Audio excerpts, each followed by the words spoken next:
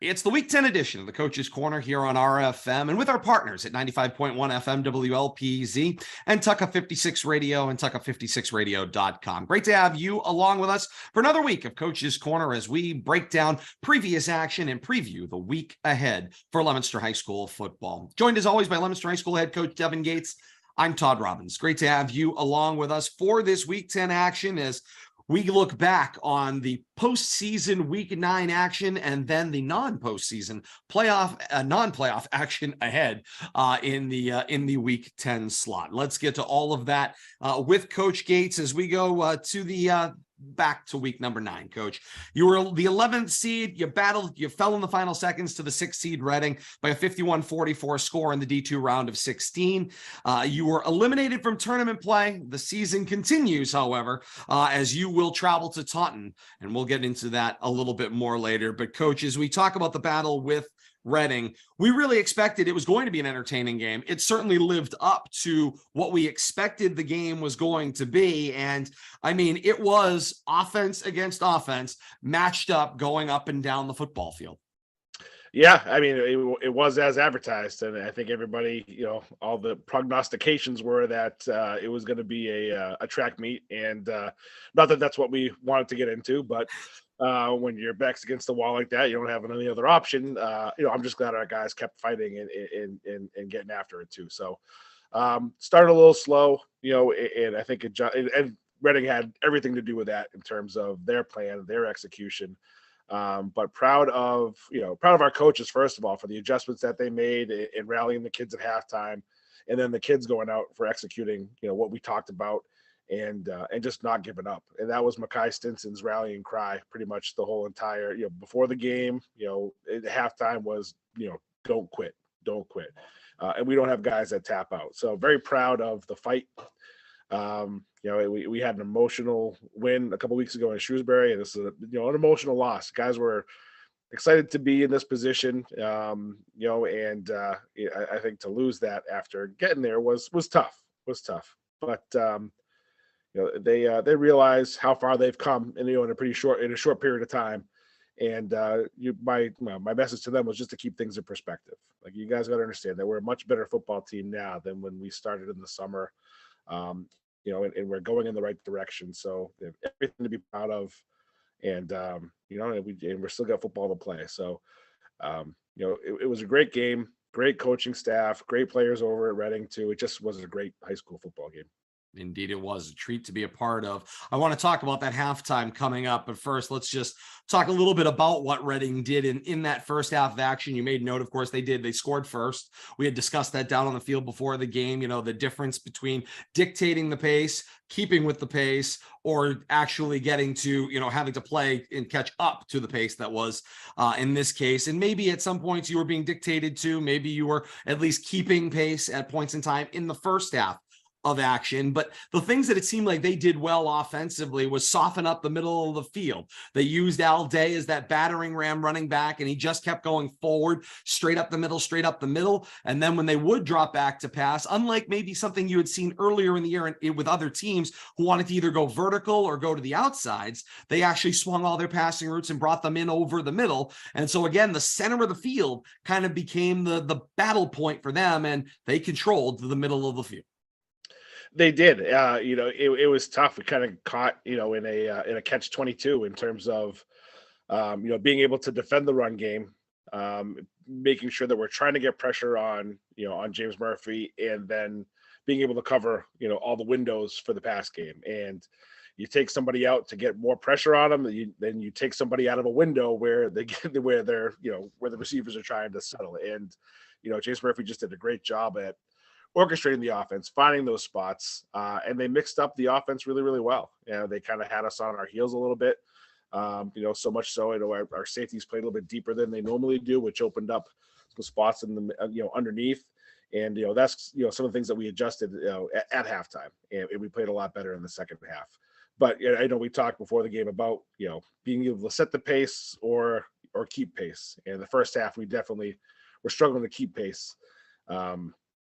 But I think that we kind of took back some of that momentum in the second half for a little while. But, I knew it once we scored at the end there with 3 minutes left that that was a lot of time. That was a lot of time for them to work with. So tough situation, just the way that the cards fell. And, again, I still couldn't be proud of our guys. No question about it. You made note going into halftime. You guys score, and then they had enough time to take it down and score again. So it ends up kind of being a wash. You end up in the same place you were had you not scored, at least distance-wise. 30-16 is the halftime score. You guys go to the half. You huddle over in the far corner of the track. You have a conversation, and what was the halftime message? There's clearly, and this leads to kind of where we're going next.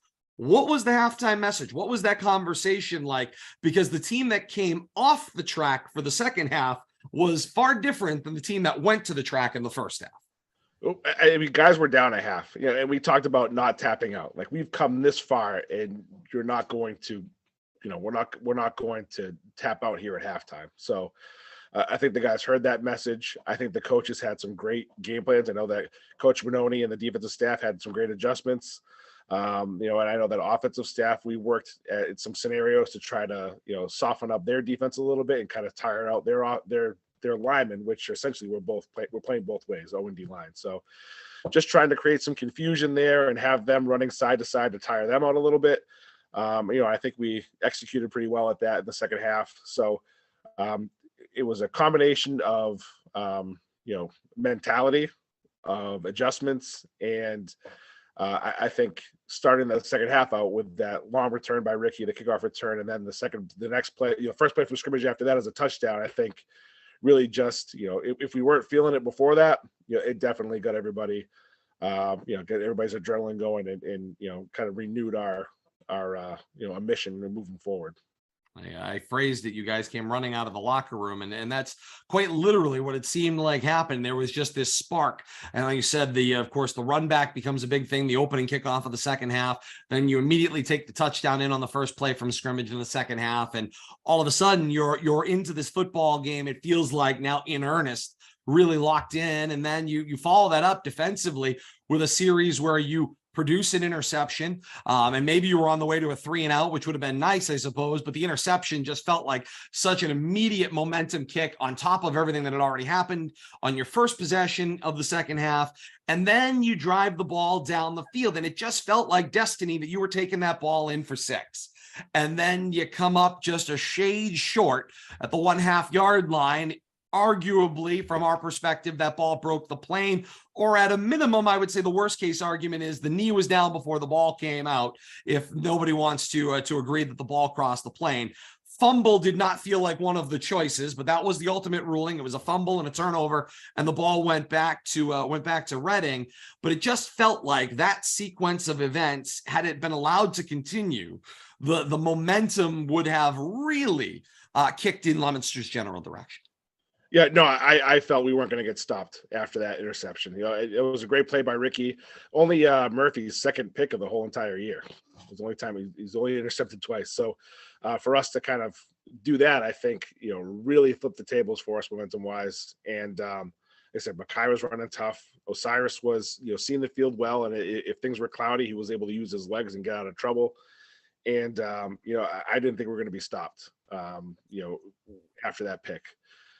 Again, the fumble was a tough situation. I saw it too, and my feelings were, for whatever that's worth, that is either cross the plane or the knee was down. But those things happened before that ball was out. So, it's a tough situation, especially when you ask for an explanation on it and you don't get one.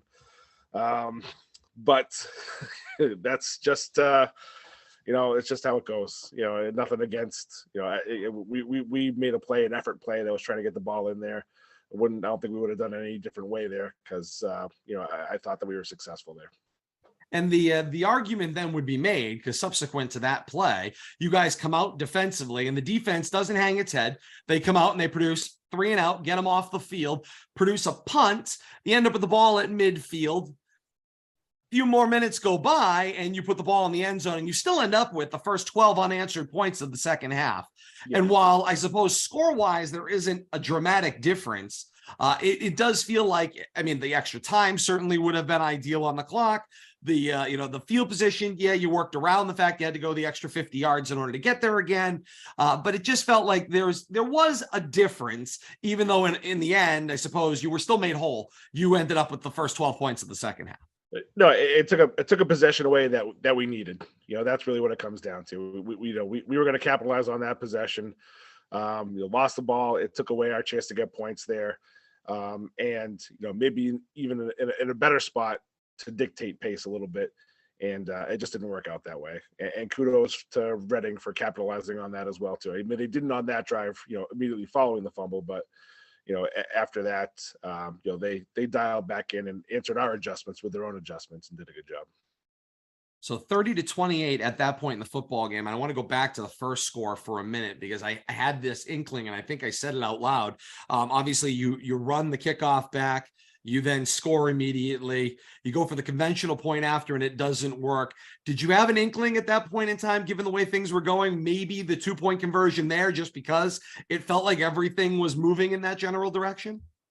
Yeah, I went back and forth on a little bit, and no indictment on Danny Thompson's ability at all. It's just, I thought we looked all week long at what Reading does for their two. They have an excellent 2-point philosophy with a bunch of different weird formations and stuff like that too. So we felt like we're going to need to keep pace that way as well too. So that was kind of the decision from there on out, to keep going for 2. But we had a couple in our back pocket that we wanted to use as well.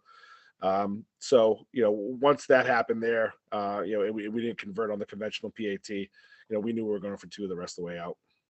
Maybe this is satire of the play-by-play announcer, but I never know what to call that formation. So I'm out for outlawing it because I just never know quite what to call it. You get 3 over here and 3 over here and 3 over here, and the defense never knows who to line up against. And Bill Thomas said to me, whether it was on air or off, I can't remember. He goes, "Why don't they just do that the rest of the game?" I mean, nobody knows how to stop it. Like it's just such a bizarre thing, and you see it coming, and I roll my eyes because there's variations on it, and you just look and go, why? Just why would you do this? Oh, it's such, you have to prepare for it. You have to account for it. It takes practice time. We call it a muddle huddle. That's kind of like the term for any type of broken up into 3-section type of weird formation. It just falls under the muddle huddle umbrella is what we call it. So, but again, there's so many different ways you can do it. They had it where at one point where you could have linemen off the ball on one side, and so that the center was the first person on the ball to one side, which meant that he was an eligible receiver. Even though he snapped it, he could still go out. So they had all these things that you had to account for very quickly because they made the call, they snapped the ball, then they go. So it was, that was something that we put an emphasis on, this week. And, they didn't run it as much as I thought they were going to, but maybe that they should have. But, it certainly does cause a lot of anxiety for coaches. No question. It causes a lot of anxiety for me because I look at it and go, what am I going to tell people about this formation?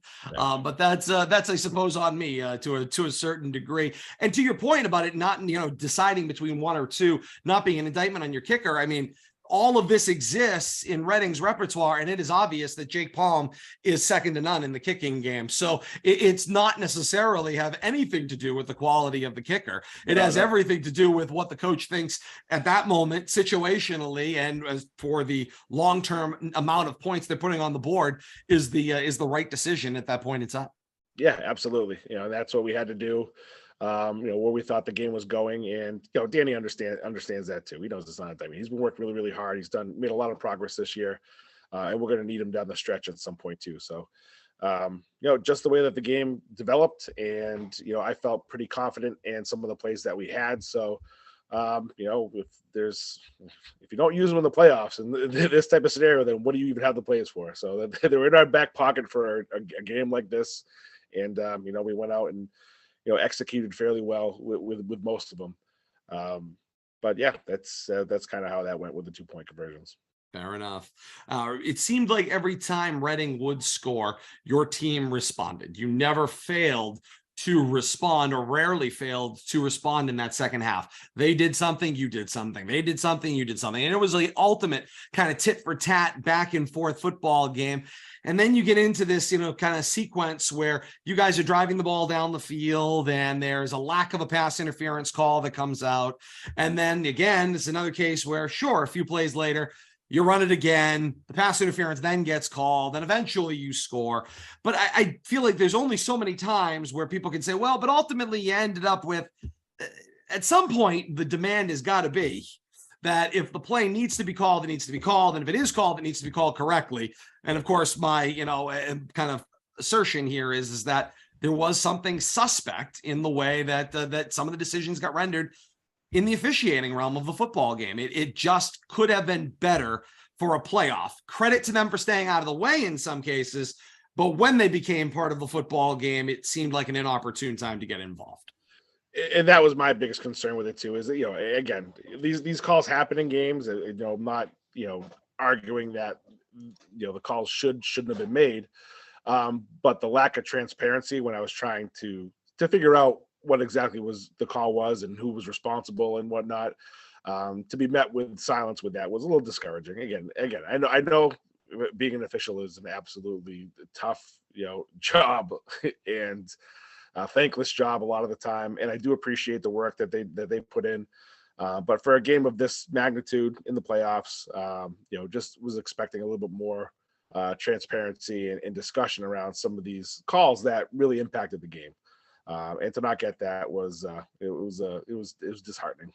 No question about it. That's part of, officiating. I think people lose track of that in some way. And again, as much as when I was in that role versus my role now, it's certainly being able to explain your call is probably as important as arriving at the correct call, because people are going to 50% of the time, they're going to love everything you say. And the other 50% of the time, they're going to disagree with you. And when they disagree, they would like an explanation to go with it. So after this week, I'm going to give you another bite at the apple and the question that I asked you back in week 5. And that is, would you prefer a different model of officiating assignments for the postseason, whether it's a mixed crew? Some have suggested a non-affiliated crew. Bill Thomas made that suggestion. So in this case, a Central East game. So you go out west and you grab a crew from there and they come in, or the version that I had mentioned, which would be you bring in the visiting team, brings the officials with them. I said it at the conclusion of the broadcast, and that is the way this all works. If they want to do this, the MIA has total control over making it happen, because while the officials may be paid well, they are not paid to travel. It is a flat fee in Massachusetts. And so when you're asking people to travel from great distance, say from, we'll use the absurd, Lee to Nantucket, you have got to do something to, cover the fact that they've got to cover the distance, the inflation, the gas money, et cetera. There is then, in that case, there would be a ferry involved. Like, there's a number of costs that happen along the way. And to Bill Thomas's point, I understand, yes, the member schools are not being compensated for it, but the member schools are in a far different situation financially than John Smith official who is having to travel and do that assignment. So to me, the decision, whichever version they choose, need only be solved, although officials may complain about it, simply by paying mileage. You pay them the mileage, they'll come from one location and they will move to another. It seems too much like common sense, There's no chance that I'm being no chance now. No, but I do think like there are with bowl games, like there are with other playoff games, a split crew, a half and half, something like that, or a crew from another conference, or I'm not exactly sure how they split it up in Eastern Mass, but I think some equal representation there would have been, is just fair. Is just fair. And again, it's going to sound like complaining about it, and I don't like complaining about refs. I think by and large this year we've been very lucky. We've had a lot of quality officiating, but if you're going to have to put yourself in the position to make these calls, then I think having equal representation across the board in terms of geographic location of the teams that are playing, then that really needs to happen. And I've said it before. At the very least, perception is reality. And that's the grand scheme of things. I mean, if you get in a situation like this, whether the calls are 100% right or 100% wrong, it's fairly immaterial because there will always be that what if question in people's mind. If the crew is from a third party location, the Cape, from well up in another part of, I don't know, the north west part of the state, whatever, nobody would have thought twice about it other than they might have said, well, it was a bad call. But nobody's going to sit there and say, oh, well, they've been with them 3 times this year, and that sort of thing. And that's kind of what ends up being the perception. And from an official standpoint, although, some want to discount and say, oh, well, that's just sour grapes on the part of a losing team. From an officiating perspective, you're sitting there going, this is a sort of a get out of jail free card. You are now able to go to a place and worry solely about doing your job, not the fact that you're going to hear well, you'll never work here again. Well, I might not. I may never be sent back here again if I work 2 hours away from here anyway. Whereas if you're a crew that has a regular, kind of stint appearing at a location and you're within driving distance, you're going to see that coach over and over and over again. And while it may not change your judgment on a call, it again leads to questions about whether it may change your judgment on a call. And nipping all those questions in the bud would be my goal. My reason for even advocating for this is not about changing any one call. It's about changing the overall perception. They want to talk about benching bad behavior. We've got to bench the kind of narrow-minded, this is the way we've always done it, and open people's minds. That's been what we've been asked to do as a media group, as member schools, is to open our minds to this new idea, this new system.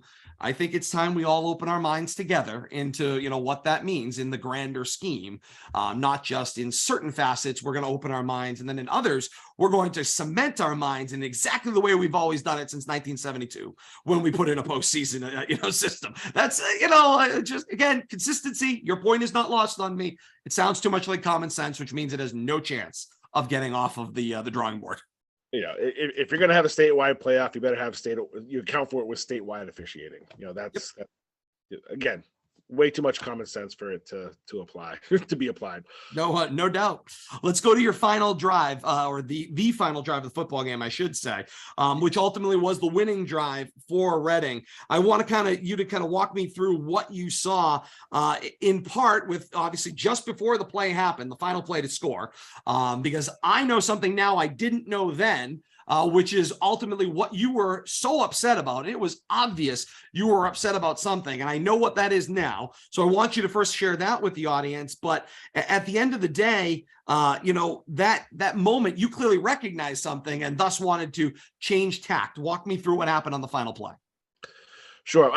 Leading up to that, the debate, I'm going through in my head along with the assistant coaches is, do we try to, when do we start taking some timeouts here to preserve clock if we need to, or we going to let this thing play out, see if we can make a play, and that's, that was kind of the back and forth there too. We thought as the field got a little bit shorter that maybe if we were playing a little bit more close quarters that we got a better chance of making something happen here, or at least, making them really work for it, where maybe we can, get a turnover or something like that. So probably should have started calling timeouts maybe a little bit sooner, but that last play, we had, an injured player who probably should have just sat down, but was trying to get off the field as we sent somebody else in. So we had 12 guys on the field, first of all. We didn't like the formation that we had out there against, how we were aligned to it. So I'm just running down to the 15-yard line, just screaming for a timeout, putting my hands over my head, calling a timeout, which wasn't granted. And to me, I was well in sight and of hearing range of, most of those officials, maybe everybody except the guy on the far side. But, that's where I was upset that we didn't get a timeout when I asked for it, for a good 5 seconds before that play went off. And some people, would argue, well, it's the responsibility of the coach to get their attention, but there are limitations to where you can go. And high school football fields, because they are multi-purpose in many ways, aren't painted the same way you would see a college field or an NFL field painted, but there is a box that you all are limited to, and it's not as facetious as the coaching box in basketball. You are expected to go no farther than a point of demarcation, which is usually blocked in white on a college or an NFL field. You don't see it on a high school field. In some fields, you don't even get the triple thick sideline. You get a single stripe that tells you you're out of bounds. That boundary, you're not supposed to go past that, even if you're trying to get a timeout, which puts you 20 yards off of where the wing official is. Yeah, well, I mean, usually you could run down the sideline and ask for a timeout there too, if that's what you need to do. But that's kind of what I did. I ran out to the 15, but because of where he was and everybody on the sideline, I ran out, past them. I was kind of between the numbers and the hash, in his peripheral, screaming for a timeout and, putting my hands up. And, definitely it was my feeling that, that I was heard and that I was seen, based on some of the reactions from other people that were around as well too. So again, unfortunate, would it make a difference in the end of the game? I don't know. Probably not. But there are rules that are in place to, for a reason, and they need to be adhered to.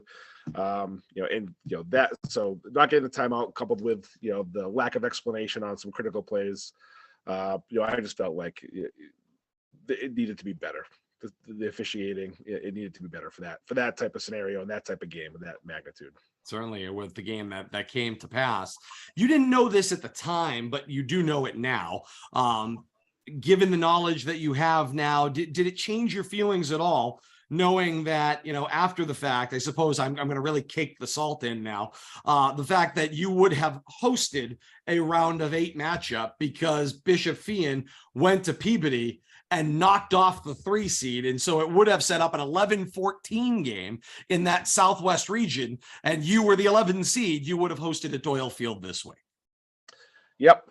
Yeah, no, it would have been great to get a home playoff game. That's a really, really, really tough Bishop Feehan team, led by Dante Bruschi at linebacker and the son of Teddy Bruschi, who was also their defensive coordinator. So a lot of good coaching going on that sideline, that's for sure. And it showed in their win over Peabody. But yeah, it would have been real nice to get a home playoff game. I think the community would really have enjoyed it and rallied around it. They've been great all year long, rallying around the guys, and it would have been nice to bring something like that to Leominster. But again, fall just short. We got Thanksgiving at home this year. We're still looking to get the 800th program win, so we got a lot to play for right now, and a lot to be excited about. It'll come. We're going to get there. We're going to get a home playoff game, sooner than later. I really like the direction that we're going in the kids that we have right now. So taking a lot of big steps this year forward. And, when it's time, when the season's finally over, which it's not, people need to know that it's not over yet. Didn't end with 2 more weeks. But when everything is said and done, we get into next year. Really looking forward to this team taking the next steps too. But again, that's for a different time and place. And not just coach steps, leaps this year forward. And you've credited the class of 2023 for that, to say the least. 51-44. Reading is still perfect. They are now 9-0 as they skate by Leominster, and they will host their round of 8 in week 10. Leominster now 7-2, eliminated from the postseason, but as we said, we'll play Taunton at Taunton in week 10's crossover matchup. Elsewhere in week 9, in the D1 tournament, the Central Mass teams are out. Zavarian topped Wachusett by a 45-29 score, and Springfield Central runs away from Shrewsbury by a 60-14 score. Coach, we certainly saw both of those teams this year. They were phenomenally competitive games. Certainly throwing yourself in there, that trio, Leominster, Wachusett, Shrewsbury, in the top 2 divisions, the 3 best teams in Central Mass this year, without question, as it relates to those top 2 divisions. What do these results say about Central Mass football as it lines up against Eastern Mass football, or can we learn anything about it at all? Or I should say statewide, Springfield Central is a Western school. Yeah, it's tough. You look on population alone, and Central Mass is just not as populated as Eastern Mass, and that's just the way it goes. There's just more kids that are playing and to choose from, and I think that's really what it boils down to. I think we're a talented bunch out here. I think we have a lot of great football players. I think we're taking the steps to get better, statewide by scheduling out of the region, out of the conference, scheduling some, better games in terms of Eastern Mass teams. But yeah, I mean, we're trying our best to compete with them, and it's tough when you're going against double the amount of schools that you have in your own region. So it's all relative. I think Wachusett had a great year. Shrewsbury, probably would tell you that they didn't have as good a year as they wanted to, but they fought really tough with the kids that they had there too. In Springfield Central is just an animal on its own out out in Western Mass, and arguably the best team in the state, along with Catholic Memorial. I think you could throw Milford and King Philip in there as well.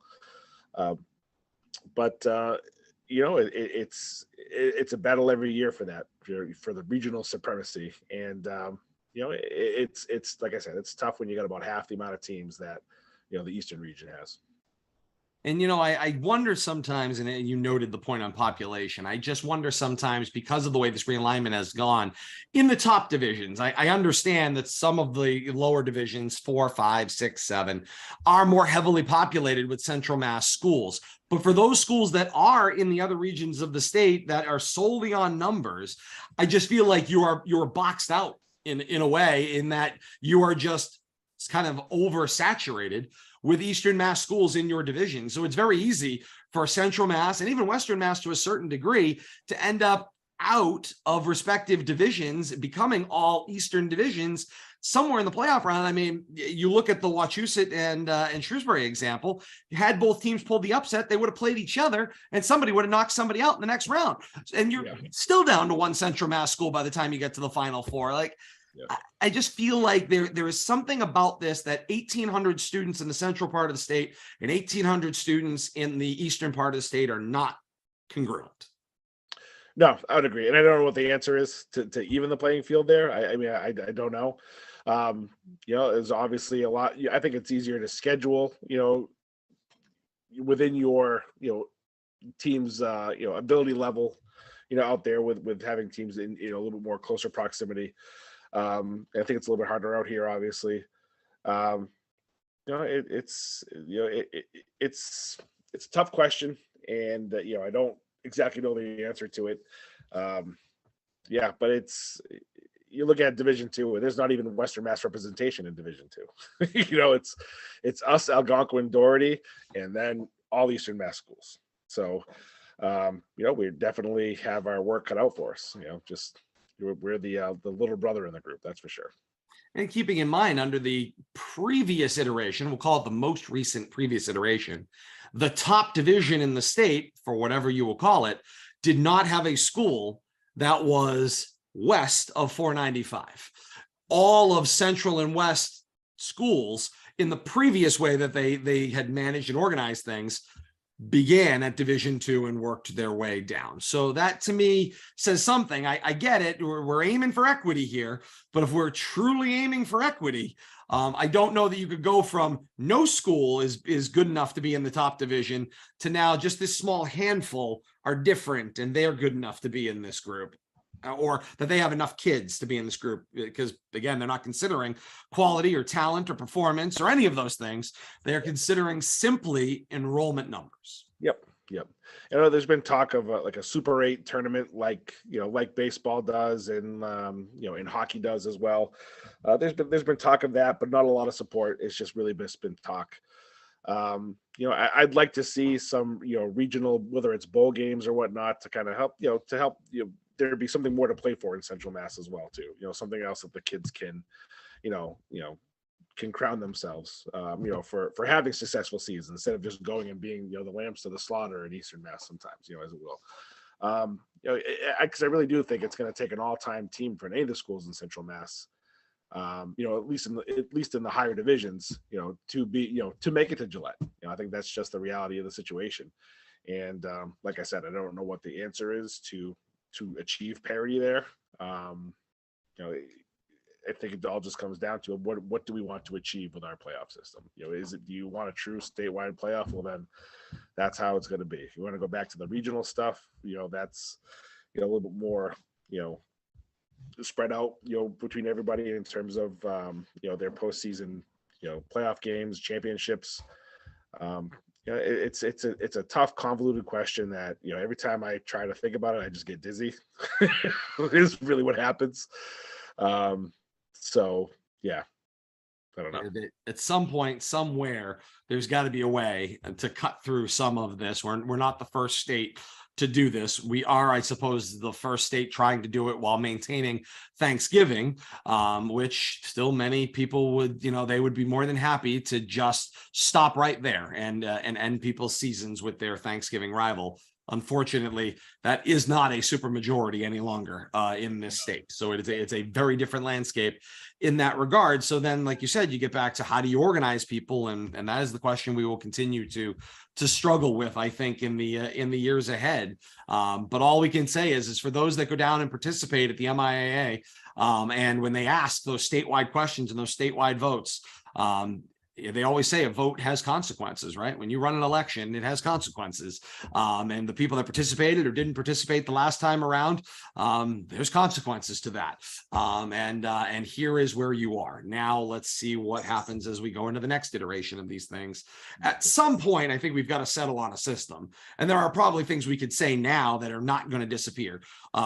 Gillette Stadium is going to be the central point, as well it probably should be, for the biggest games in the state, the championship, if you will. The question is, how do we then matriculate teams to that place? And what's a fair way to organize them? That's probably where we are at. If people are scoring along, because to pretend that like we're just going to blow all this up and go back to the system from the early 2000s when you played and when I was in school, yeah, that's not happening. That system, the North-South, Central-West system, where there are 8 champions in one half of the state and 8 champions in the other, and you have 16 champions in Massachusetts, that's not coming back anytime soon, if ever at all. So that part, not so much. Close out their week 9 notes. St. John's defeats Haverhill in a 27-7 game. Doherty downs Westboro 40-13, and Fitchburg picks up their 3rd win of the season, edging Algonquin by a 21-20 score. And those were non-playoff action. And so with that point, Coach, we go into the non-playoff rounds here, and you are in a situation here where you are going to contest your non-playoff game this week. And this has been another point of contention in the system. And that is, I guess the question I would ask you is a team like yourself who just came off of that emotional loss, are they better off with a bye as if this non-playoff didn't exist? Or are they better off playing this week before they get to their Thanksgiving Day game? No, we're 100% better off playing. Yeah, I think you get involved in this game, you put all this work to play the games, and to not take an opportunity to play when it's right there in front of you, I think is disservice to the kids and the work that they've put in. So, I don't care what, whatever the matchup is, whatever the result is, it's still a chance to go out there and play the game that you love. And that's how we look at it. That's how we presented it. So that's an opportunity for us to, these seniors to get in another game. We're going to take it seriously. We're going to prepare like we prepared for everybody else. And, that's, we're happy to be playing another game. No question about that. And that game will be played on Friday night. It is Veterans Day. And so we'll salute our veterans here and thank them for their service. And as such, we'll move the game up 1 hour to a 6 o'clock kickoff instead of a 7 o'clock kickoff down at Taunton. Let's give people a little bit of a sense of who these Taunton Tigers are, Coach. They are a Division I football team by the current classification. They were the 6th overall seed in Division I. They lost. It's just kind of cosmic that you and I happened to point that game out on the bracket last week, as they were the 6th seed that hosted the landmine that I mentioned, which was the 11 seed Everett, who beat them by a 33-14 score, even though Everett was on the road at Taunton last week. And so Taunton finds themselves in the similar boat to Leominster in this non-playoff matchup, and they finished 5-3 in the regular season. It was good enough for 6th in the Division I power ratings. And they are currently sitting at 5-4, but they are a member of that Hockomock League, which you and I have talked about. It's folks who said, okay, what's this Hockomock League? It's basically the Southeastern Mass League. And the way I described it, sort of tongue in cheek, is just hop on 495, start driving south. And each time you get off an exit, that's a Hockomock team, more or less, as you work your way down till you get probably to the Cape, and then that's probably where you stop. That's another league. But They've struggled a little bit this year, this Taunton team. They've been 1-3 on home field to this point in the season. So they certainly be looking to correct that number in a matchup with Leominster on Friday night. Coach, what do you know about Taunton at this point, other than those particulars? They're a real good football team. Real good football team. I think they were deserving of that 6th seed after watching, some film and knowing who they play. I mean, they've played all the heavy hitters. The Hockomock League had 9 playoff representatives this year, through Division 1, Division 2, and I think Division 3. There's 2 sides of it, the Kelly Rex and the Davenport. So I think there's either 6 or 8 teams on each side. So you're talking about, more than 50% of their teams in their conference making the playoffs, which is pretty phenomenal. So, very competitive in the Hockomock. King Philip, who beat Milford, who was the number 1 seed in Division 2, they lost to King Philip by 2 points. That was one of their losses. North Attleboro, which I think was a top 3 seed in Division 3. It may have even been Division 4, but they were a top 3 seed. I think they lost to them 3-0 on a field goal. So they've played great competition and they've battled in those games. So a very tough team. I think we're similar in that, we have, some really good athletes. Taunton has some great athletes, guys who are very agile, guys who are fast. They also run a similar system as we do. You're going to see a lot of the same stuff that we like to do offensively and defensively in what Taunton does. So kind of looking in the mirror.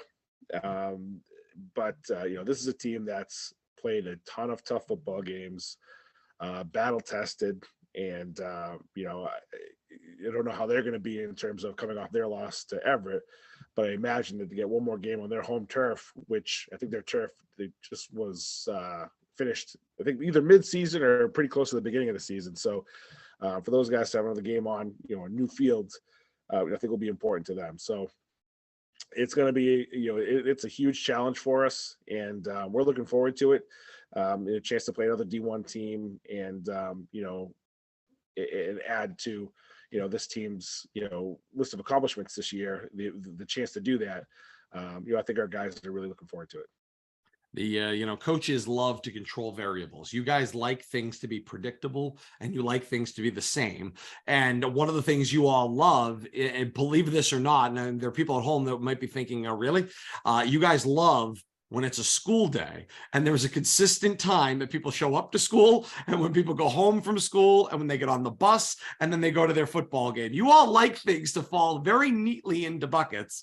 And the thing that both of you are not able to control on Friday is that Friday is a no school day. So for all communities, while they celebrate Veterans Day, this is a no school day, hence the reason they were able to move the game up an hour to play it at 6 o'clock. In some ways, I almost wondered why they didn't play it at 1 o'clock. Let's just make this an early afternoon matinee. At least, again, there's less time for variables between wake up and football game, or at least wake up and get on the bus to play the football game.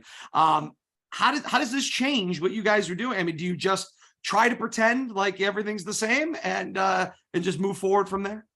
Yep. Yeah, that's what we'll do.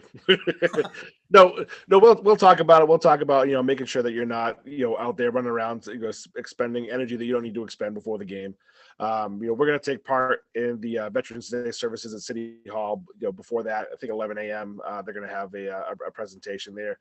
We had a whole bunch of guys earlier this year volunteer and help. I think we might even touch upon it on the show.